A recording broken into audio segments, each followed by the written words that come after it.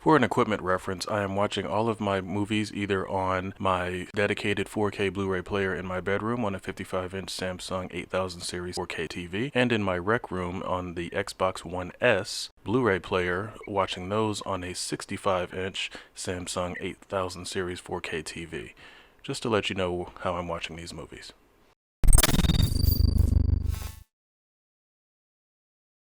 This is crazy. You got friends fighting against friends. You got to forget everything that you know. You just found out who's your daddy. You got a prodigal son coming home. You just lose your daddy. And then on top of that, you got to become king. It's Marvel Phase 3, Part 1. Let's get to it. For me, it was Tuesday. Hello everyone and welcome to another episode of For Me, It Was Tuesday. Of course, I am your host, GQ. Take a quick moment to subscribe. I am Groot. Hit the notification bell, like the video, leave some comments on the video, and the other videos I've done, of course. Also check out our Facebook, Instagram, and our Twitter. And don't forget about culturejunkies.net. It'll be your portal to everything that we do. So here we are, Marvel Phase 3, Part 1. We're going to deal with the first 6 movies in that 11 movie phase. Let's just get into it. There's a lot to cover. So we're going to start off, of course, with Captain America: Civil War. Now, directed by Anthony and Joe Russo, of course, again, the Russo brothers who knocked it out of the park with Captain America: The Winter Soldier. So now we're bringing into what a lot of people like to call Avengers 2.5. You've got pretty much everybody in this thing. The movie, again, is packed. It introduces Chadwick Boseman as the Black Panther. Of course, you've got returning characters. You've got Captain America, Iron Man, War Machine, Scarlet Witch, Paul Bettany as Vision. You got a ton of people in this film. And you got what a lot of people were waiting for, the long-awaited return of Spider-Man to the Marvel Cinematic Universe. Through a crazy deal, again, the Marvel Cinematic Universe has been unparalleled in its strange way to get major studios to work together. I mean, I guess money talks. And they were able to broker a deal with Sony, who of course has the rights to Spider-Man, to bring Spider-Man into the MCU for a pivotal, sort of kind of pivotal role. In the comics, he plays a very pivotal role, the unmasked Peter Parker. And that's kind of one of the things that brings the Civil War to a head, if I remember correctly. But in this version of it, Tony, who is on the side of the government, William Hurt, of course, returns as Thunderbolt Ross, now Secretary of Defense Ross. He comes in with what are called the Sokovia Accords and wants to essentially put, for lack of a better term, restrictions on the Avengers. It's like, hey, you guys save the world and that's great, but there is a lot of collateral damage and some of the world, would like to consider you guys vigilantes. So obviously you guys know the story. We get one half that sides with Stark. We've got to be reined in a little bit, and then the other group sides with Cap. It's like, hey, if something's out there going wrong, we're heroes, we're Avengers, we need to get out there and stop it, regardless of what our government says about the whole situation. So what I liked about the way they marketed this film is they literally did divide it up in whose side are you on? Are you Team Cap or you Team Iron Man? A lot of the promotional material was really harping on the United We Stand, Divided We Fall aspect of, the breakdown. And I did like Daniel Bruhl as Baron Zemo. He wasn't called Baron Zemo in this one, he was just Colonel Helmut Zemo. But I liked the fact that he was not a physical threat to the Avengers, and he knew this. He knew that it's like, look, he even said it himself, stronger men or better men than me have tried to break them down and to beat them, and they failed. But what I like is he approached it from the standpoint of, if I can get them to fight each other, if I can break them down from within, then, that's a wound that's going to last, just period, it's just gonna last. So his whole plan really hinged on when Black Widow released all of Hydra and Shield's files to the world at the end of Captain America: The Winter Soldier. The Winter Soldier, Bucky Barnes, during his brainwashed years of, essentially being a Hydra assassin, killed Tony Stark's parents. It wasn't a car accident, it was an actual, hit job. And that's, of course, how the film starts off with that. But again, they started off in a mysterious way. It's like, only thing you see is the Winter Soldier killed somebody in a car and took some serum, and here we are. So I like the fact that they really, you get your big, huge airport scene, which again is what they've teased forever. Essentially, all the marketing always led up to, hey, we are going to have a fight between one side and the other. Of course, all of the material kept. I wish they would have kept Spider-Man 100% secret. I wish it would have literally just been when they had the trailer that introduced that Spider-Man was going to be in this film. I wish they would have just left it as Iron Man calling for him, and you just see the web grab the shield, and then that's it. You don't even actually see what he looks like until you get to the film. But I guess from a marketing standpoint, they also like, look, we need something to draw them in, which is crazy because at this point, most people are highly invested and they're ready to go see what you got. So I kind of wish Spider-Man would have been able to been kept secret a little bit longer, but I understand why he wasn't at the same time. Getting back to the story, I liked how personal it became for Tony, where it's like, look, yes, you guys are probably not going to kill each other at the airport. You're friends at the end of the day. You're just having a very heated disagreement. So you move forward, and here we are with Tony, Cap, and Bucky essentially going to confront Zemo, and he literally just says a couple of things and then just puts out the video. I mean, the infamous mission report, December 16, 1991, I believe was the date, and then just he basically laid that little nugget out there and let it play out to see that, hey, Tony, the guy that killed your parents is standing right next to you. And your friend over there knew it and didn't tell you. So even though like the animosity, Tony was calmed down, Cap was calm, and everything ramped right back up. And some of the people that I've talked to, they're like, look, man, Iron Man was kind of a dick about that. And it's like, look, he knows that Bucky was brainwashed. And I'm thinking to myself, like, that wouldn't stop me. You guys have seen my collectibles, collection. If I'm having a party at my house and one of those collectibles gets damaged, I don't care how drunk somebody is. I'm still gonna be pissed about it, and you're gonna buy a new one. I don't give a damn what you got to find on eBay to replace what you broke. And Bucky killed his parents, and yes, he had a rocky relationship with his dad, but I'm sorry, I don't care what you're on. You killed my mom, we're gonna have problems, big problems. So to me, Tony's reaction was 100% real and genuine, and I can't fault him for having that exact reaction. I mean, he even says it later in the fight. It's like, Steve tells him, he's like, look, he wasn't himself. He's just like, he was brainwashed, this and that. And he's just like, I don't care. He killed my mom. So to me, that was the most real reaction, and that more personal fight near the end of the film was, to me, it was perfect. I loved how they framed that, and I love how they built it up and made it happen. So Captain America Civil War, as far as the extras and the 4K transfer, again, we're getting into that realm where a lot of this stuff is shot IMAX, or it's shot, very, very, it's already shot ready for 4K transfer. So now with this particular film, like I said, Captain America was some of the first older films that were transferred over to 4K, the entire Captain America trilogy. So this one, it looks amazing. The airport fight looks as great as you remember from the theaters.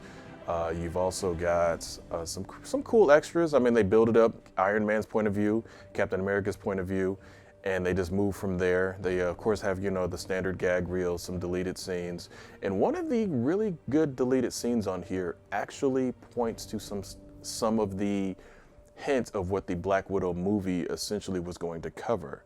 Because there's a point in there when, of course, Peggy Carter, because of old age, dies. So Cap goes to her funeral, of course. And shortly after the actual funeral service, Black Widow comes up and talks to him for a little bit. Now, we do see that scene in the normal film, in the regular film, but they have her explain a little bit of, during the downtime, after S.H.I.E.L.D. fell, I went and, visited my parents' graves and put some flowers on my parents' graves. So it's like, okay, so the Black Widow movie is going to show that time, or at least be probably more than likely set in that time after Winter Soldier, or somewhere in that, you know, in that limbo of time. So it's going to be interesting to see, hopefully whenever they do decide to release it with everything that's going on in the world right now. But let's move on to Doctor Strange, directed by Scott Derrickson, of course starring Benedict Cumberbatch as Doctor Strange, Tilda Swinton as the Ancient One, Benedict Wong as Wong.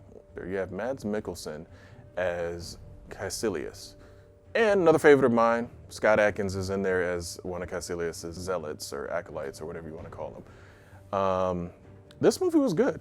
I really was never a huge fan. Again, standard story, you always hear me say it. I was never a huge Doctor Strange fan. Knew of the character, and he was what he was. It was like, whatever, I'm more of an X-Men fan, and I liked a lot of those books.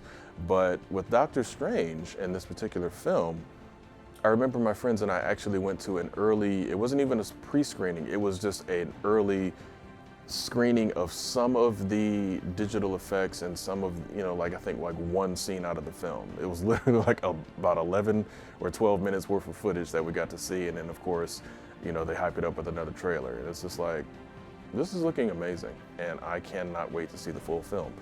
So you get into the film, obviously, those of you that know, Stephen Strange, an amazing neurosurgeon, way better than anybody should be at that.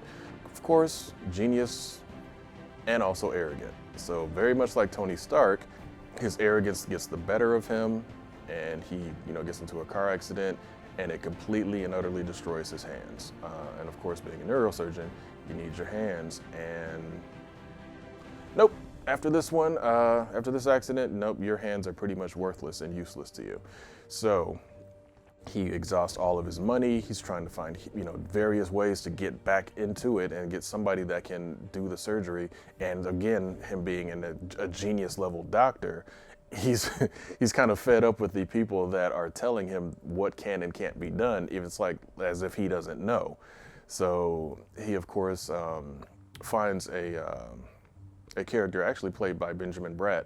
He finds him and it's just like, look, you had a broken back, and now here you are on the basketball court playing basketball with no ill effects. What the hell did you do? And he explains to him about Cumberbatch and wishes him well. It's like, look, I found my miracle and I walked away. They had deeper stuff there. I wasn't ready for it, wasn't into it. I'm good. So he, of course, goes to Nepal and runs into Chiwetel Ejiofor as Baron Mordo.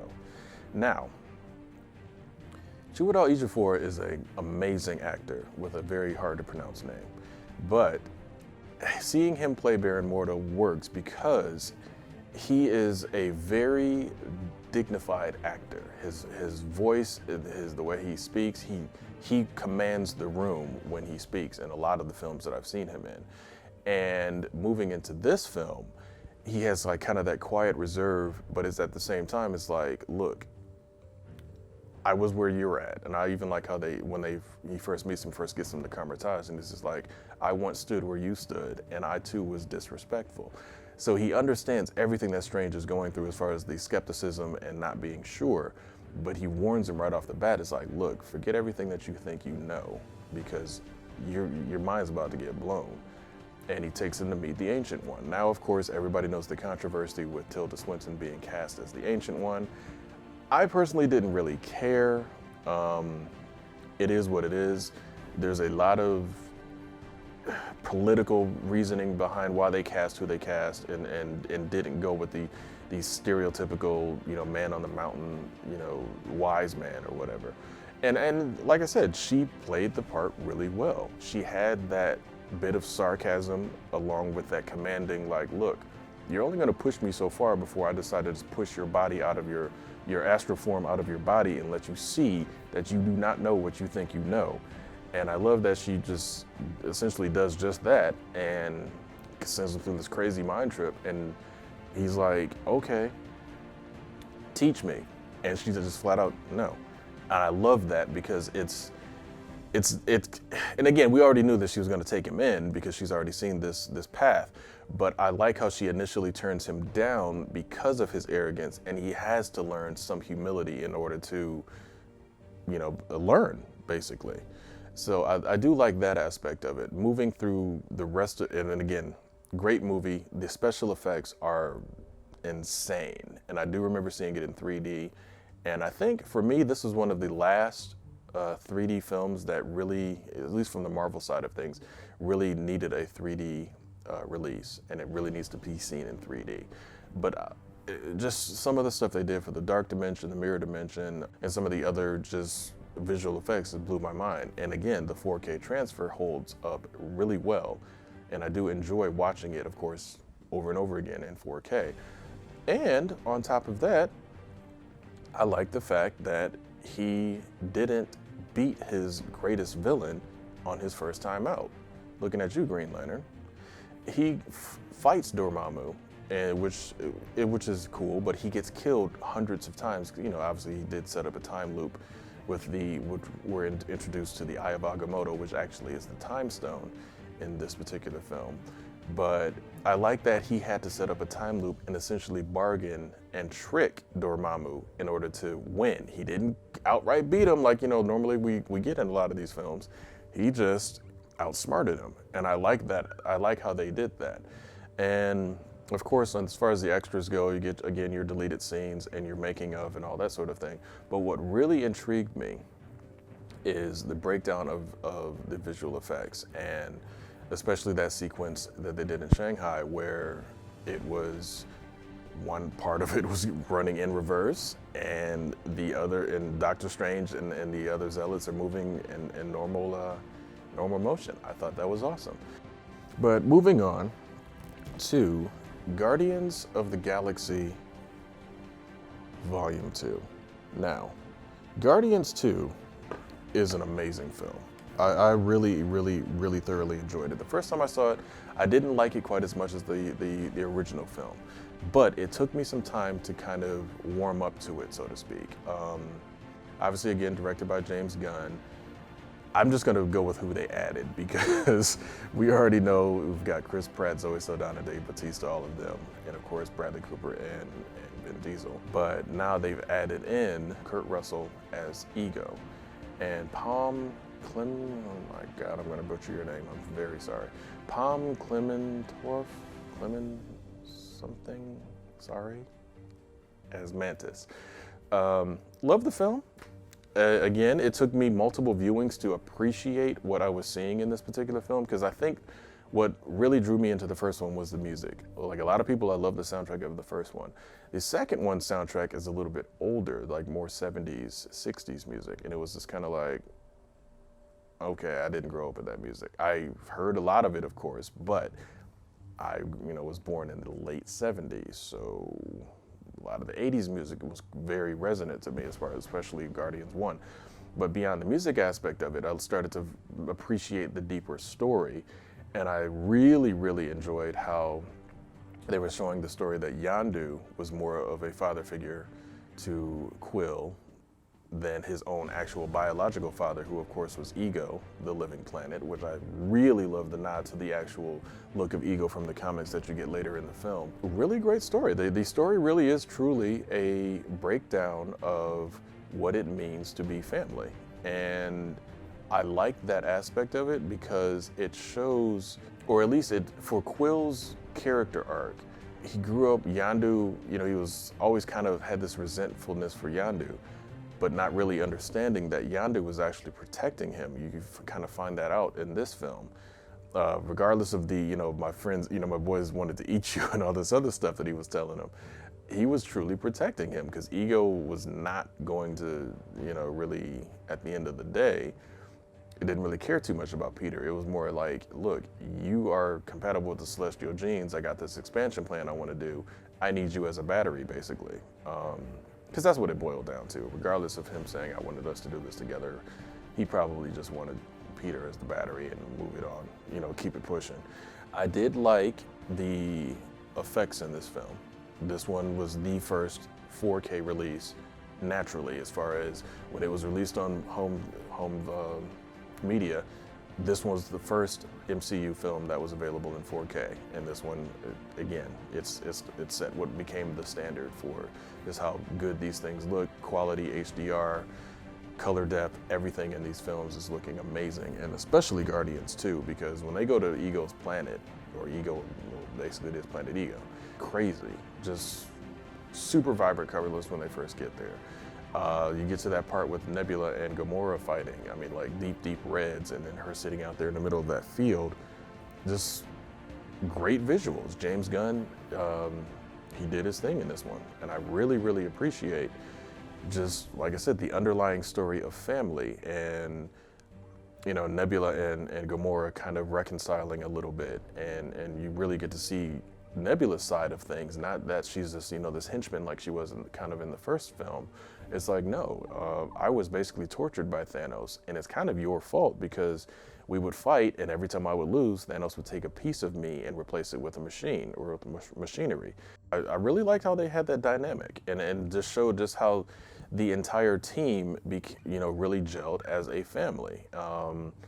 Again, Dave Bautista had some of the best moments in this film. Because it's just the way he plays Drax is so deadpan, but it works. It's like, it just works perfectly. So Guardians of the Galaxy, of course, has a really good gag reel, because again, you got a bunch of really talented, funny people playing these parts. It has some of the standard, you know, of course, behind the scenes stuff. So nothing really stood out majorly in this one as far as the extras. You're kind of getting into that standard extras fare that you get on a lot of home Blu-rays.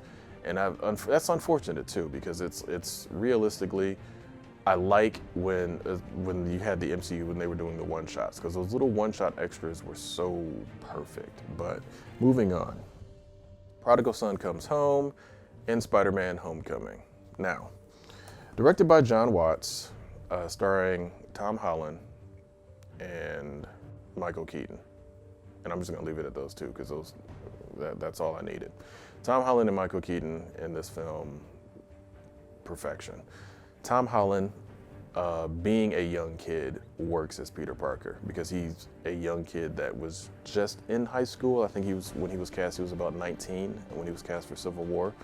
So obviously he is just coming out of graduating high school, so all of those high school emotions and feelings and the way it was are still fresh.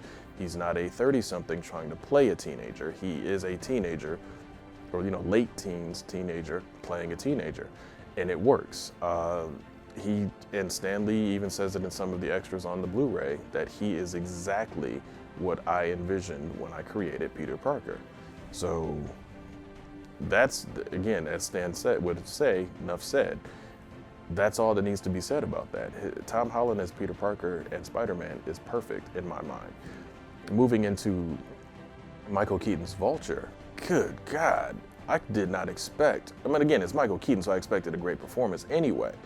But the Vulture for me has always been Adrian Toomes has always just been oh God, whatever, dude. An old guy that can fly, great.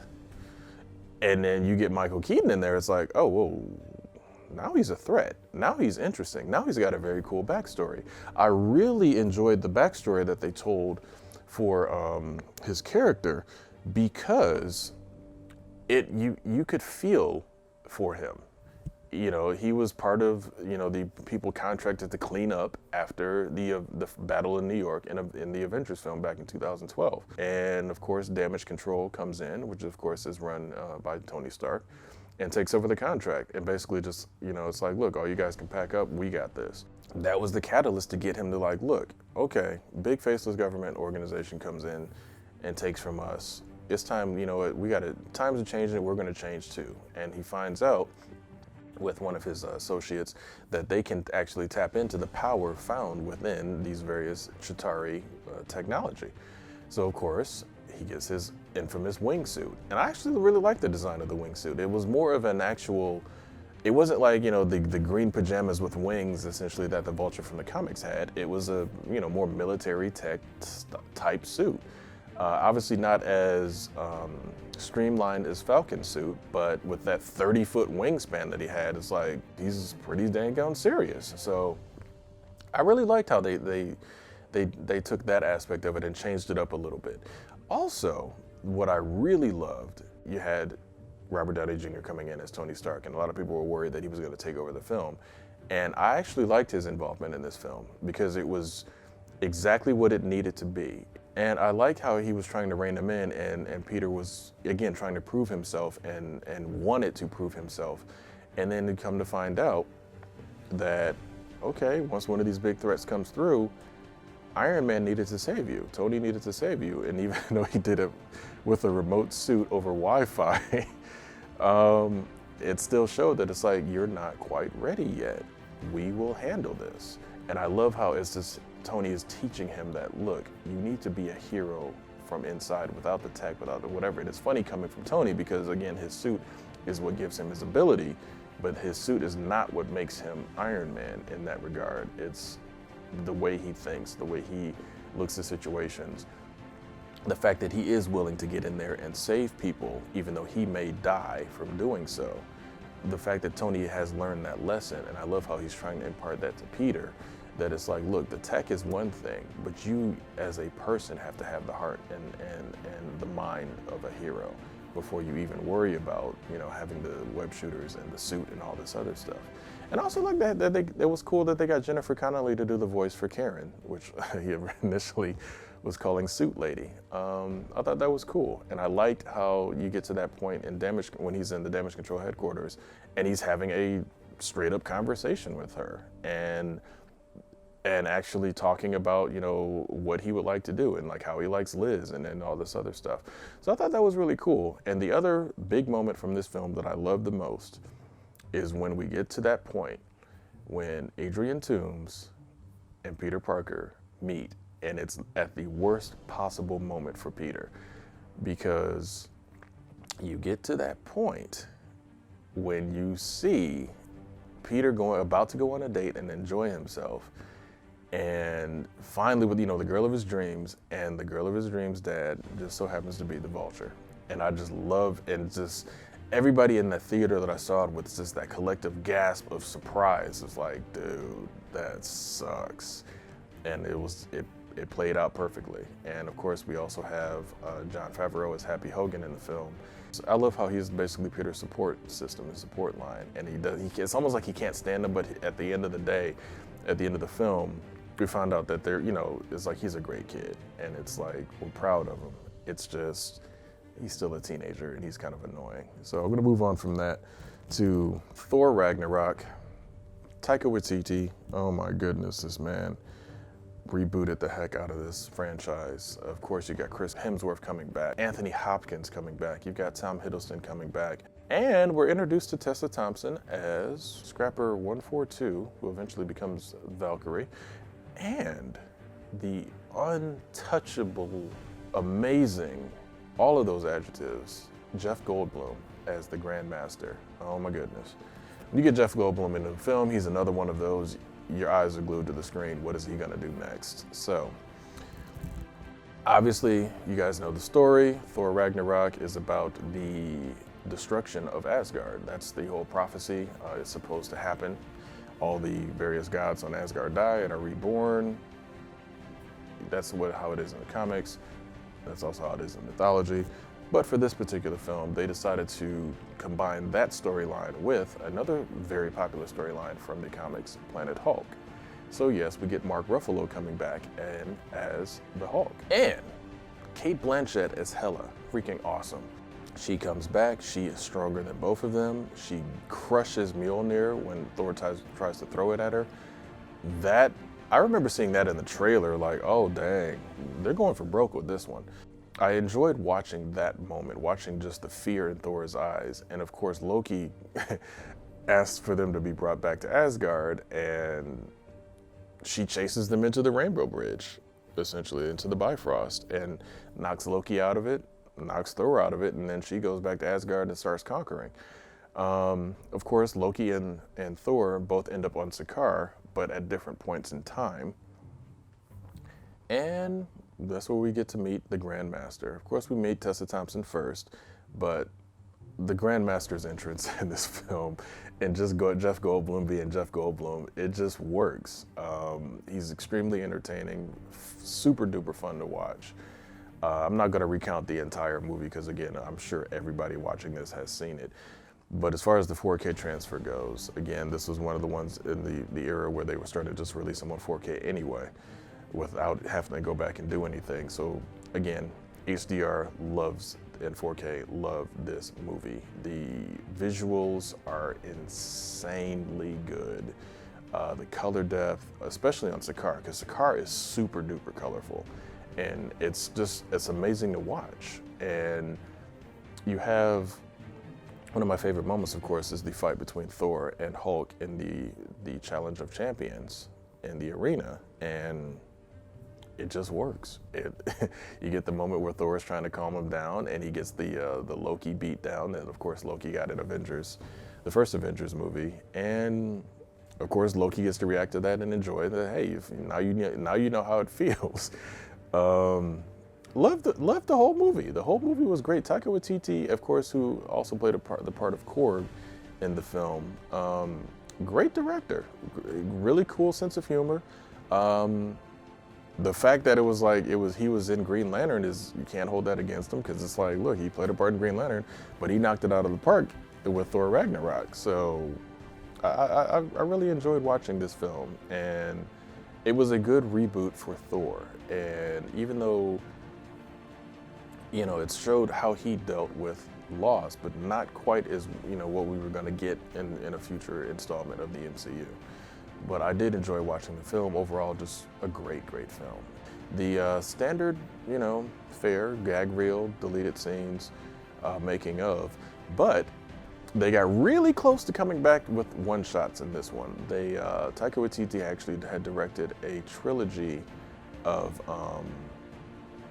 I want to call it just like little shorts, basically. And the first one was actually attached to Captain America Civil War, but unfortunately it was not on the Blu-ray. It was a Team Thor, because it was essentially showing what was Thor doing during the Civil War, the events of Civil War. In this particular one, we had Team Daryl, which actually is the third installment. I'm trying to remember which one of these had it might have been Guardians 2 that had Team Thor Part 2, where it was showing Thor getting a roommate named Daryl. Now, in the Team Daryl one, which is on Thor Ragnarok, it's the Grand Master, because Thor is, you know, left to, you know, go back to being, you know, King of Asgard, and which of course happens at the end of Thor Ragnarok, briefly. But then we go to Team Daryl, which is the Grand Master, is Daryl's new roommate. So I mean, just funny. Is, you know, again, it's Taika Waititi's very interesting sense of humor, plus coupled in with Jeff Goldblum's very eccentric acting style. But I'll leave it at that. Thor Ragnarok, obviously a great pickup. Now, to the final film I'm going to cover in part 1, The Black Panther, directed by Ryan Coogler, starring Chadwick Boseman as, of course, T'Challa, the Black Panther, Michael B. Jordan as Eric Killmonger, Downey Guerrilla, I believe is how you pronounce that, as Okoye, also starring Lupita Nyong'o, Letitia Wright as Shuri, Angela Bassett, and of course Winston Duke as M'Baku. This one, again, it took the world by storm. It opened up a lot of opportunity for people of color, essentially, to, you know, be at the forefront of a lot of these films. Not just from that standpoint. I mean, like, for example, Crazy Rich Asians, which came out, I think, a few years after Black Panther, or maybe even later in the same year. I don't 100% remember. Films like that probably would not have been greenlit if not for Black Panther doing the numbers that it did. It opened a lot of doors, and that's probably the easiest way to say it. It's the film.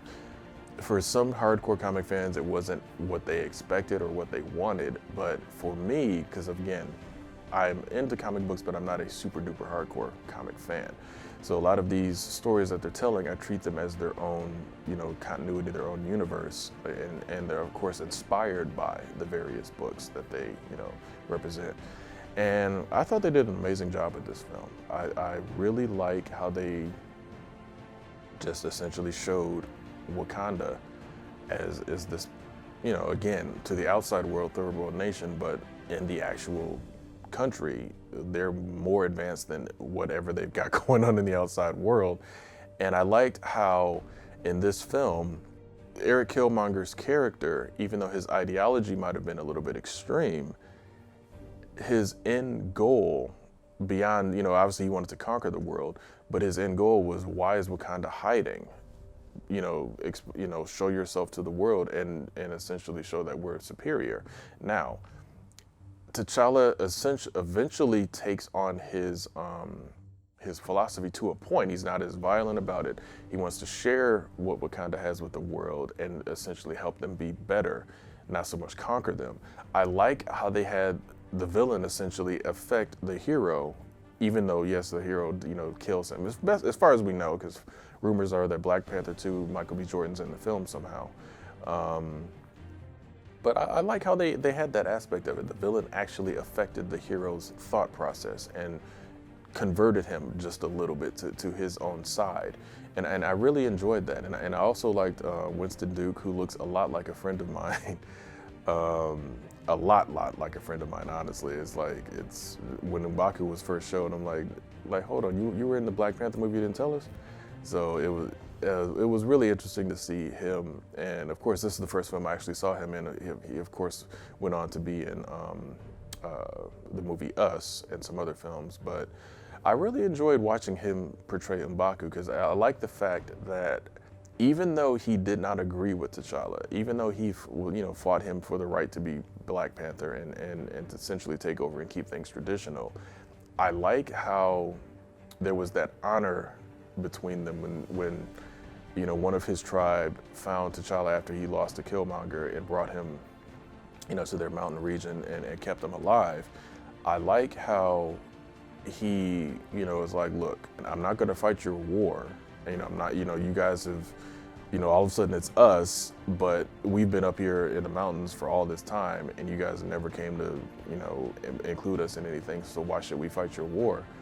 And I like how even though they had that initial disagreement, he still was like, look, and when T'Challa asked him, can my mother stay here and, essentially away from the battle? And it was just like, oh, no, we're good on that. It's like, no harm's gonna come to your mother. I like the fact that even though he didn't agree with him, even though he felt that the rest of the Wakandan tribe looked down on them, he still was honorable enough to say, hey, no, I'm still gonna protect your family and your people, because that's just me as a king of my domain. Nobody's going to come in here and mess with anybody that's under my protection. So I like that aspect of it. And of course, again, at the end of the film, he ends up helping them out anyway.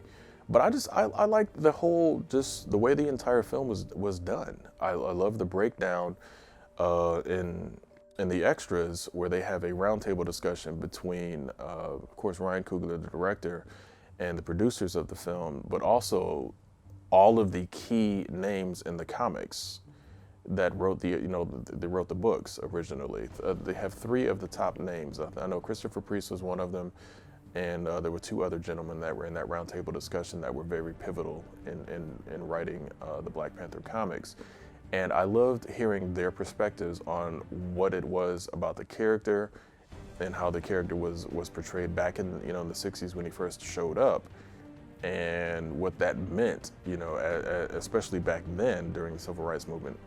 And for that character to, essentially, he's an African king, smarter than everybody else, stronger than most of everybody else, and he doesn't take crap from anybody. And I like the fact that, that character existed, and here we are, we have a Black Panther film, and of course the sequel is coming.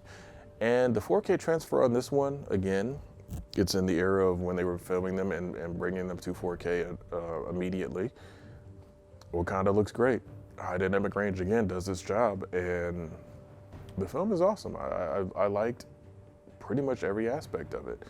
And moving forward, that's pretty much about it. So I'm gonna leave you guys with these final words. For many of you out there, when you had to fight a civil war, when things were getting a little bit strange, and you knew full well that you shouldn't push that button, and even if you did push the button, that people were going to still let you come back home. But even after you got back home, everything got destroyed. And even though everything got destroyed, you still had a chance to rise and become king.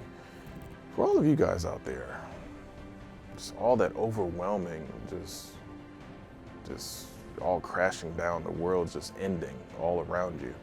For many of you out there, that was just too much to bear. For me, It was Tuesday.